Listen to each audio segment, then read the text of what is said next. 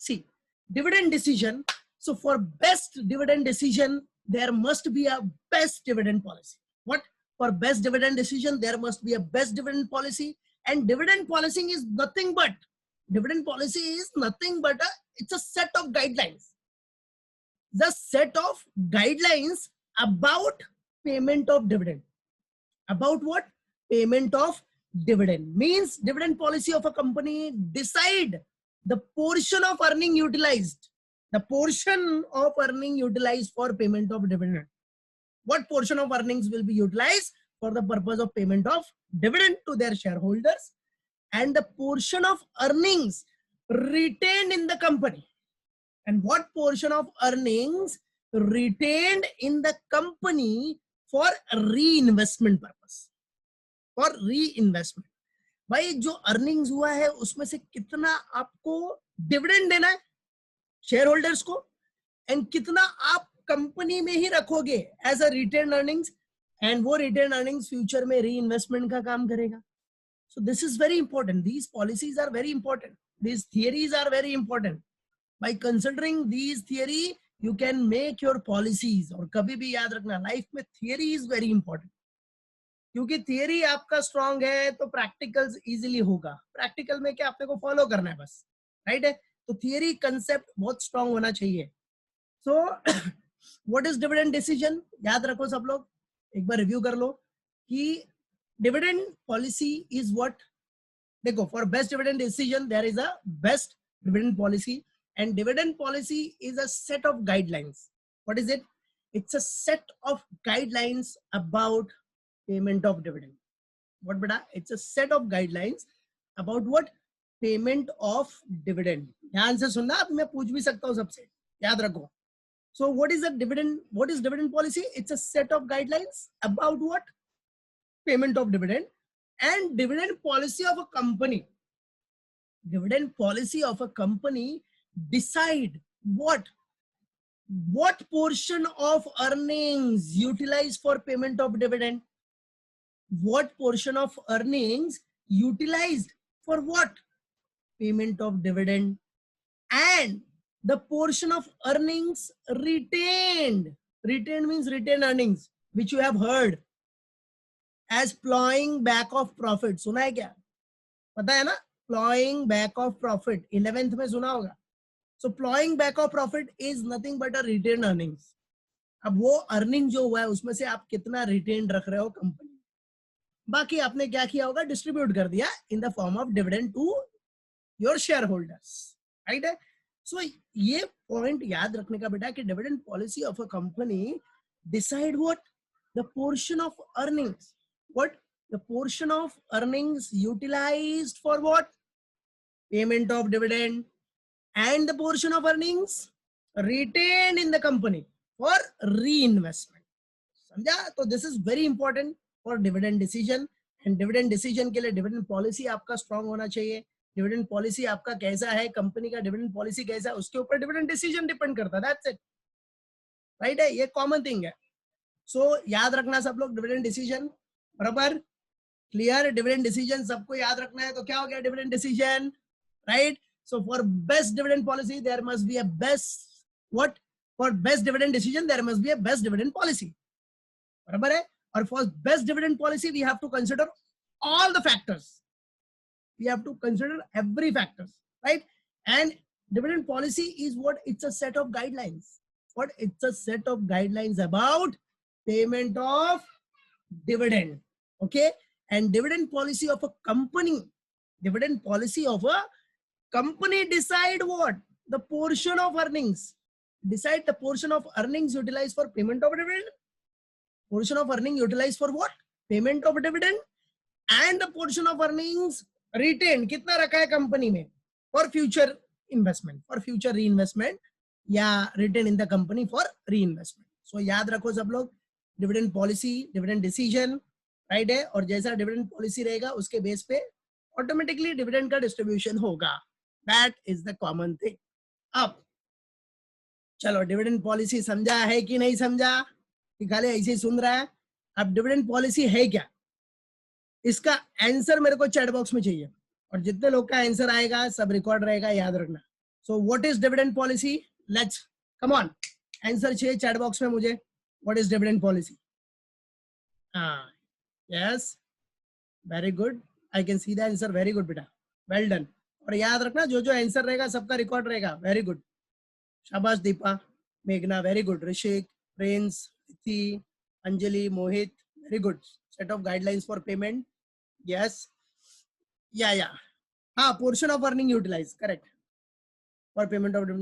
Yes, very good. Yash, Yasir, Ayush, Vidisha, मेघना, Angada, Harsh, Dheeraj, Janmesh, very good. Set of guidelines for payment of dividend. Vipul, very good. Anjali, yes. हाँ, flowing back of profit means वो आप retain रखोगे, right है. और ये सब डिविडेंड पॉलिसी के ऊपर ही डिपेंड है. Yes, best dividend policy. Very good, very good. Anjali, Sunita, well done, शाबाश. Yes, okay, very nice. Royston, very good बेटा.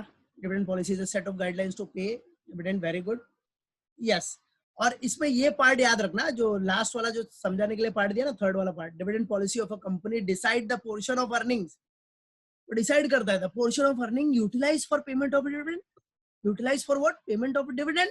And portion of earnings retained in the company for reinvestment. Yes, very good. I can see many answers. Very good. Gudiya, very good. Ishika, Aditya, very nice. Sunita, very good. Shabash, well done. So these all will be kept as record for internal purpose. चलो, अभी बेटा dividend decision के बाद, see what is given. Now dividend decision models. क्या दिया है बेटा? Dividend decision models. Very good, Vidisha. Very nice. So देखो बेटा, dividend decision models में देखो कि मॉडल्स कौन कौन सा है, राइट है. अब what are the different models? अगर एग्जाम में डिविडेंड डिसीजन मॉडल आएगा तो याद रखो डिविडेंड जो डिविडेंड डिसीजन का बेसिक इंट्रोडक्शन लिखा वो लिखने का, आफ्टर दैट ये चार्ट बनाने का मॉडल्स का, राइट है, बेस्ट प्रेजेंटेशन के लिए. यस यस पारस, वेरी गुड. सो देखो डिविडेंड डिसीजन मॉडल्स. सो अभी देखो आपके पास कितने डिविडेंड डिसीजन मॉडल्स है? दिख रहे हैं ना? 5, सॉरी 4 मॉडल्स है, राइट है. और ये चारों मॉडल्स वेरी इंपॉर्टेंट है, राइट है, एग्जाम पॉइंट ऑफ व्यू के हिसाब से. नहीं, 5th नहीं, 4 models are important for exam point of view. तो याद रखना डिविडेंड डिसीजन मॉडल में सबसे पहला वेरी इंपॉर्टेंट वॉल्टर मॉडल, जो कि एग्जाम में ज्यादा पूछता है. गॉर्डन मॉडल भी बहुत इंपॉर्टेंट है एग्जाम पॉइंट ऑफ व्यू से. ये सब देखो, ये मॉडल जो है, ये वॉल्टर, गॉर्डन, ये इन लोगों ने अपनी डिविडेंड डिसीजन थियरीज दी है, उसके बेसिस पे कैलकुलेशन होता है. MM model is very important. MM model is also very important from exam point of view. So Walter, Gordon, MM, ये तीनों तो बहुत इंपॉर्टेंट है. अब ये तीनों में से कोई एक ही आता है एग्जाम में, याद रखना. या समटाइम्स कभी छोटे मार्क्स में, अगर 7 मार्क्स में आप उसको बाइफरकेट कर दिया, 5 मार्क्स का भी क्वेश्चन 10 और 5 में, तो 5 मार्क्स में आ सकता है. ऐसा Graham and Dodd model rarely आता है, बट प्रैक्टिस करके रखना है. But these 3 models are frequently asked questions है इसके, राइट है. और ग्राहम एंड डॉड का प्रैक्टिस करके रखो. समटाइम्स आया भी है कभी कभी, तो इसलिए ये कभी कभी वाला है, लेकिन आ सकता है, ठीक है. सो याद रखना. So what are the dividend decision models? Walter, Gordon, MM और ग्राहम एंड डॉड. याद रखो, Walter model, Gordon model, MM. MM मतलब मॉडिग्लियानी मिलर, ठीक है. इसमें दो थे भाई, 2 मेन पर्सन थे जिन्होंने अपनी थियरी मिलके दी है, मॉडिग्लियानी और मिलर, ठीक है. एंड ग्राहम एंड डॉड, ठीक है. तो ये 4 मॉडल है, अपने को स्टेप बाय स्टेप पढ़ना है सबके बारे में. और जैसे जो मॉडल्स होगा उसका थियरी पढ़ने के बाद उसका सम अपने को सॉल्व करना. सो वेरी सिंपल, सिर्फ उनकी जो थियरी है, जो उन्होंने फॉर्मूला दिया है, वो फॉलो करके आपको प्रैक्टिकल्स करने. So first we will do the Walter model theory. Dividend decision model में Walter model. So see here now Walter model, right? Now beta see James Walter नाम क्या इसका पूरा? James Walter has proposed sorry James Walter has proposed a model of share valuation. अब यहाँ James Walter ने अपना model propose किया है फॉर शेयर वैल्यूएशन और लिंक्ड है टू डिविडेंड डिसीजन। नॉर्मल सी बात है, share valuation is linked to dividend decision also. Supports the view that, देखो propose a model of share valuation, now it supports the view. Walter model याद रखना, ये सब थियरी इंपॉर्टेंट है, ये सब शॉर्ट नोट्स में आता है, ठीक है। So supports the view that the dividend policy of a company, क्या supports the view that, means his model supports the view that dividend policy of a company, जो कंपनी का डिविडेंड पॉलिसी है, क्या बेटा, कंपनी का जो dividend policy है, dividend policy of a company has a direct bearing on share valuation, right. क्या बोल रहा है कि supports the view that dividend policy of a company has a direct bearing on share valuation. जो company, बराबर है, अपना जो भी कंपनी है उसका जो भी डिविडेंड पॉलिसी है उसका डायरेक्ट बियरिंग होगा शेयर वैल्यूएशन पे। डायरेक्ट बियरिंग मतलब डायरेक्ट रिलेशन, राइट है कि नहीं। सो क्या बोल रहा है बेटा, James Walter has proposed a model of share valuation and supports the view that the dividend policy of a company has a direct bearing on share valuation. और वो डायरेक्ट बियरिंग का क्या फंडा है, कैसे डायरेक्ट बियरिंग, क्या share price या dividend का क्या रिलेशन है डायरेक्टली, वो आपको समझने के लिए एक प्रैक्टिकल दूंगा, उससे प्रॉपरली समझेगा, टेंशन मत लो, ठीक है। उसमें समझा भी दूंगा उसका मेन थियोरेटिकल पार्ट्स। ऐसे डायरेक्टली बताना मतलब नहीं है, लेकिन याद रखो मेन थियरी क्या, direct bearing on share valuation है। सो एजम्पशंस क्या है, एजम्पशंस ऑफ वॉल्टर मॉडल, देखो ये इसके एजम्पशंस है, और एजम्पशंस पता है आपको, वो पढ़ना ही पड़ता है। इसने एजम्पशन दिया है मतलब ये एजम्पशन आपको फॉलो करना है इसका थियरी प्रूफ करने के लिए, दैट्स इट। उसमें हम अपना कुछ भी एडअप नहीं कर सकता, समझा। तो देखो क्या एजम्पशन है इसका। सबसे पहला एजम्पशन क्या बोल रहा है, the company is all equity financing organisation. क्या बोल रहा है, सीधा पहला एजम्पशन क्या बोल रहा है बेटा, the company is all equity financing organisation होना चाहिए। क्या होना चाहिए, इक्विटी फाइनेंसिंग ऑर्गेनाइजेशन। ओके ठीक है, नो प्रॉब्लम, ठीक है, equity financing organisation. It will depend on its retained earnings. What? It will depend upon its, yes, retained earnings, right, to finance the future investments. It will depend upon its, ये देखो ये सब इसका assumption है, ये याद रखने का, ये assumption follow करना पड़ेगा इसकी theory proof करने के लिए, मालूम पड़ा। अगर इसने बोला इक्विटी फाइनेंसिंग ऑर्गेनाइजेशन होगा तो इक्विटी फाइनेंसिंग ऑर्गेनाइजेशन ही assume करना है, समझा कि नहीं। And it will depend on its retained earnings to finance the future investment. और ये किसके ऊपर डिपेंड होगा, ये फ्यूचर, अपना जो फ्यूचर इन्वेस्टमेंट है वो फाइनेंस करने के लिए बाहर के किसी फैक्टर पे डिपेंड नहीं रहेगा, कुछ लोन नहीं लेगा। ये अपना जो रिटेन अर्निंग्स है ना, जो ploughing back of profit, whatever plowing back of profits are there, that will be utilized for future investment, that's it, that will be utilized for future investment. And it means investment decision, it means what, investment decision is based on dividend decision. इसका मतलब क्या हुआ कि investment decision is based on dividend decision, बराबर है कि नहीं, मालूम पड़ा कि नहीं। तो जैसा डिविडेंड, जितना ज्यादा आप डिविडेंड डिक्लेयर करोगे, डिस्ट्रीब्यूट करोगे, उतना रिटेन अर्निंग्स कम होगा, और रिटेन अर्निंग्स कम होगा तो फ्यूचर इन्वेस्टमेंट में थोड़ा सा दिक्कत आएगा, पता है सब, एवरीवन नोस, राइट है। सो याद रखना, the company is all what बेटा, equity financing organization, it will depend on its retained earnings to finance future investment.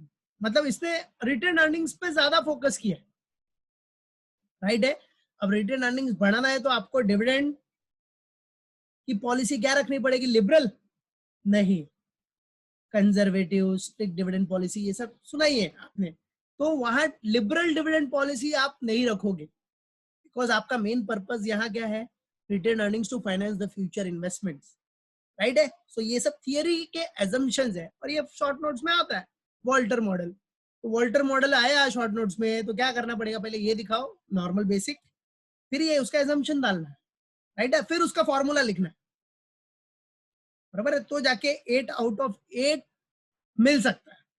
7 तो फिक्स है, 8 आउट ऑफ 8 भाई, अकाउंट्स का थियरी तो दे भी देते हैं हम लोग, ऐसा कुछ नहीं है, बट पूरा कंटेंट रहना चाहिए हमारे, ठीक है, कुछ भी ठोकेगा तो नहीं मिलेगा, कंटेंट दिखना चाहिए, जैसे कंटेंट्स है सारे, ठीक है, मालूम पड़ा, हाँ इसके अंदर आप बना के लेके वो चलेगा, लेकिन ये सब कंटेंट्स आपका दिखना जरूरी है।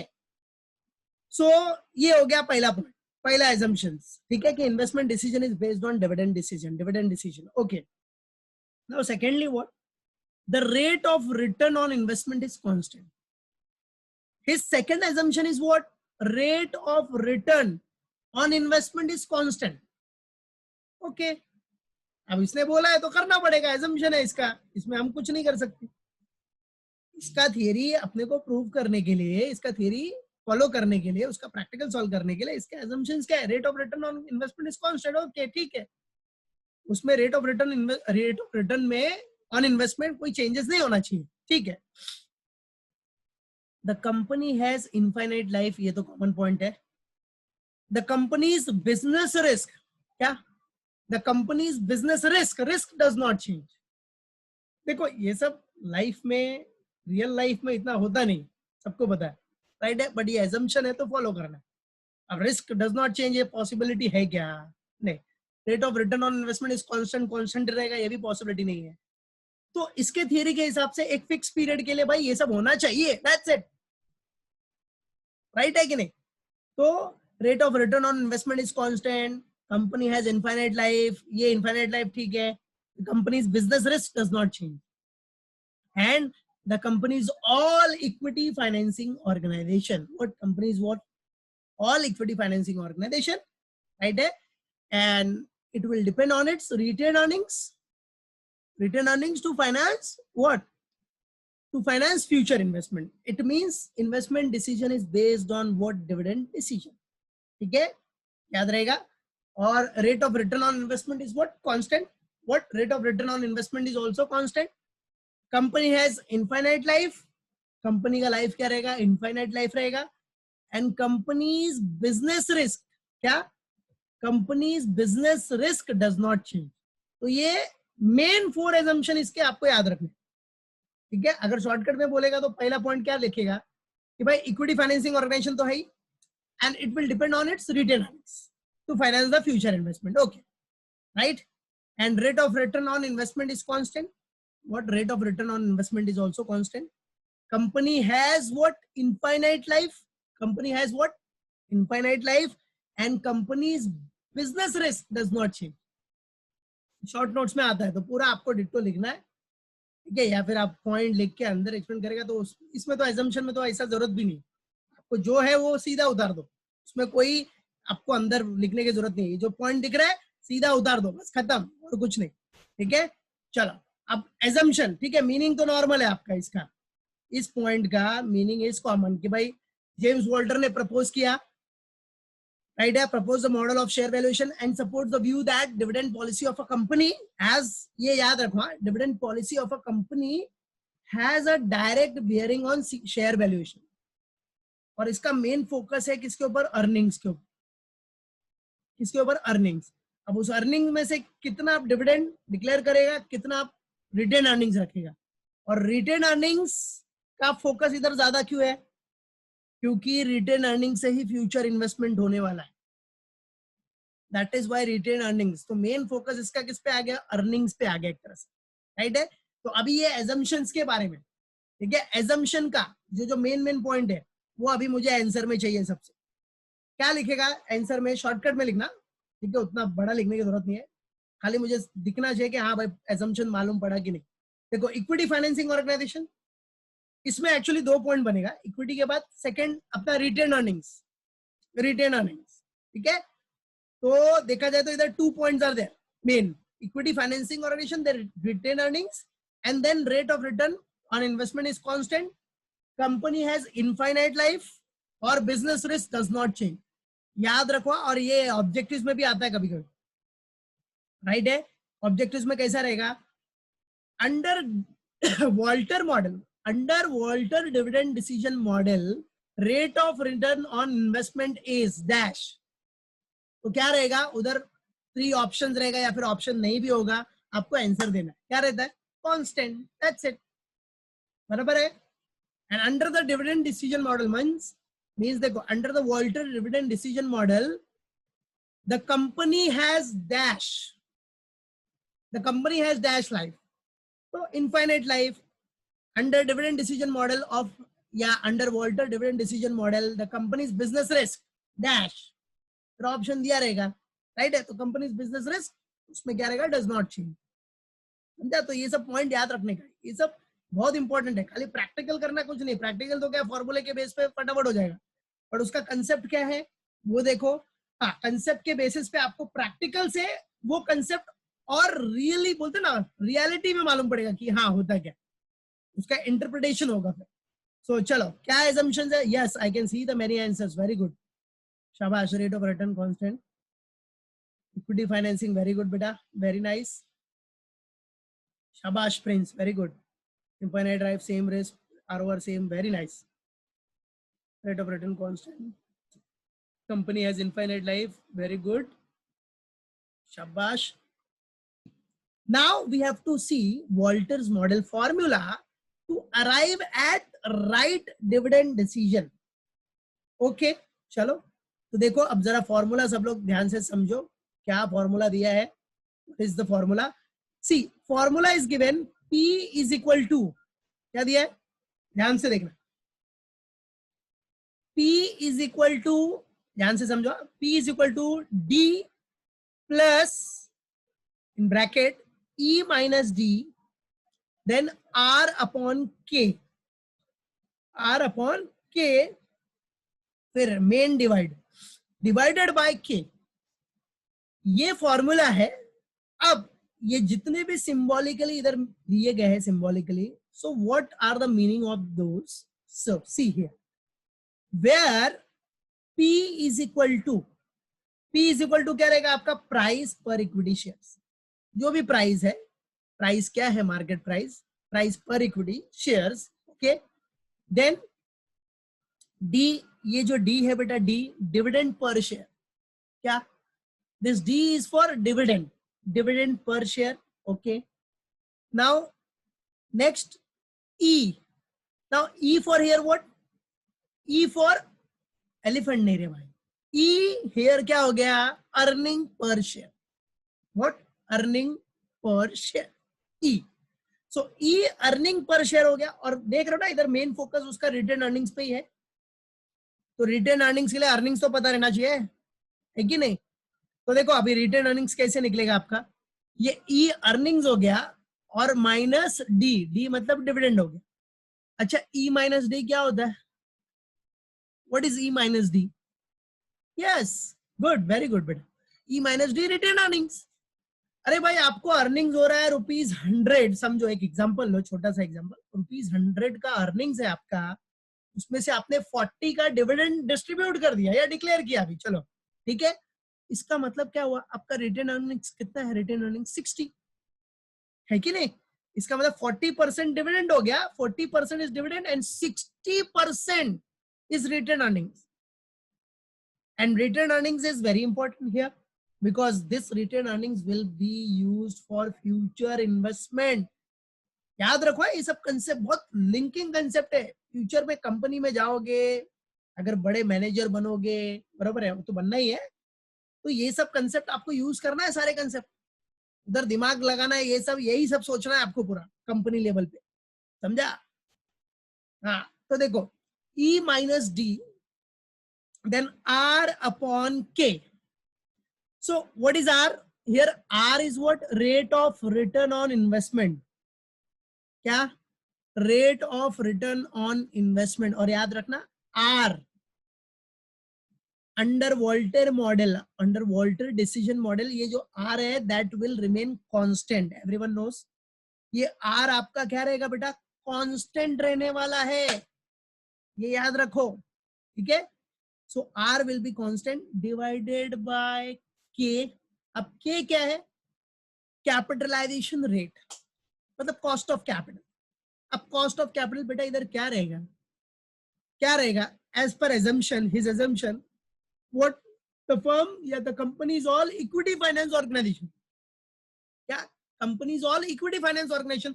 तो ये कॉस्ट ऑफ कैपिटल या कैपिटलाइजेशन रेट किसका रहेगा? इक्विटी का ही रहने वाला है, इक्विटी कैपिटलाइजेशन रेट ही रहेगा और क्या, बराबर है। इधर जो वेटेड एवरेज भी बोलेगा तो किसका रहेगा? सिर्फ इक्विटी तो रहने वाला है, because the company is all equity finance organisation. देखो ये थी, यहाँ देखो दिख रहा है, the company is all equity financing organisation. अभी जो आप लोगों ने आंसर भी दिया, बराबर है, वही है, related to that only, related to what, that only. बच्चा समझा, मालूम पड़ा? तो ये याद रखना, ये मैं भी बोलता है और पीछे जो गावस्कर सर दिख रहा है वो भी बोलता है। ये आपके क्लास में है, ये आपके क्लास का पिक है जो पढ़ा है ना हमने लास्ट सेमेस्टर में।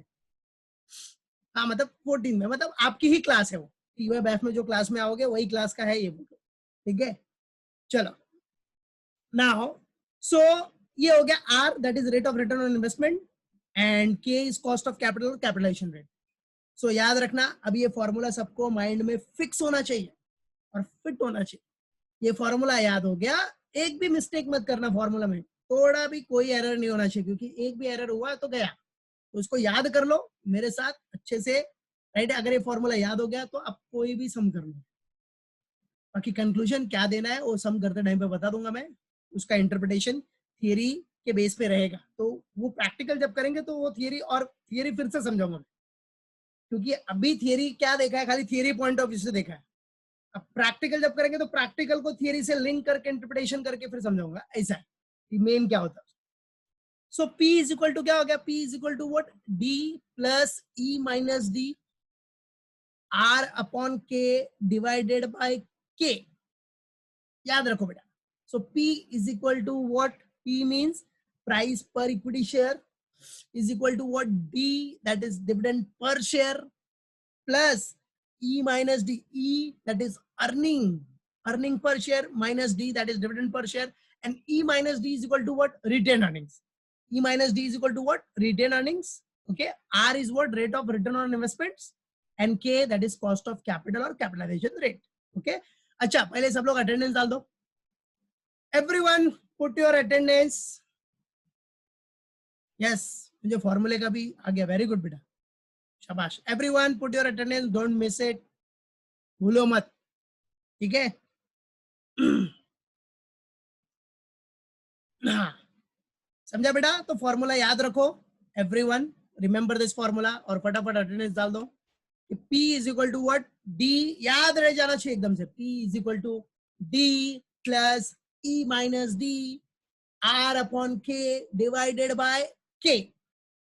Okay, so this is the formula. और सबका क्या मतलब है सब नीचे लिखा है मैंने, नो वरी, ठीक है। P is equal to price per equity shares, D is what? Dividend per share, E that is earning per share, D dividend per share, and E minus D is what? Retained earnings per share. R rate of return on investments, K is cost of capital or capitalization rate. Simple. Okay. अब देखो इधर देखो, एक conclusion है if, समझाने के लिए ये, इसलिए सेकंड साइड में, इफ एक्चुअल मार्केट प्राइस, अभी समझो ये जो प्राइस है ना, प्राइस पर इक्विटी शेयर, ये प्राइस कौन से मॉडल के अंडर है? वॉल्टर मॉडल के अकॉर्डिंग। हाँ, ये देखो इंटरप्रिटेशन देखो जरा, ये प्राइस वॉल्टर मॉडल के अकॉर्डिंग है, price of equity share. But real में, एक्चुअल में प्राइस डिफर कर सकता है, एक्चुअल मार्केट प्राइस में डिफर, कॉमन सेंस है, हो सकता है सिमिलर हो, बट सिमिलैरिटी का चांसेस बहुत कम होता है, वो डिफर करता ही है, ऊपर नीचे होता है, ठीक है। If actual market price is less than Walter theoretical market price, अभी जो वॉल्टर का प्राइस है, बराबर है, वॉल्टर का प्राइस है और एक्चुअल मार्केट प्राइस वो डिफर क्या है, समझो वॉल्टर के हिसाब से कितना आ रहा है प्राइस? 100 है, समझ लो 100 है, और एक्चुअल मार्केट प्राइस क्या है? 90, एक्चुअल मार्केट प्राइस इज 90, तो उसको बोलते हैं शेयर्स आर अंडर वैल्यूड। क्या हुआ? क्योंकि एक्चुअली शेयर्स 90 है, शेयर्स का प्राइस 90 है, so that is what? Shares are undervalued. और अगर अंडर वैल्यूड हुआ ना शेयर्स, तो वो टाइम पे क्या, थियरी खेलने का, गेम खेलने का, आप स्टॉक बाय कर लो। क्या करो? स्टॉक बाय करो। इसको बोलते हैं डिसीजन, इसको बोलते हैं ट्रिक। हाँ, ये अंडर वैल्यूड हुआ, अब इसके थियरी के हिसाब से मार्केट प्राइस कम है, तो उस टाइम पे बाय कर लो,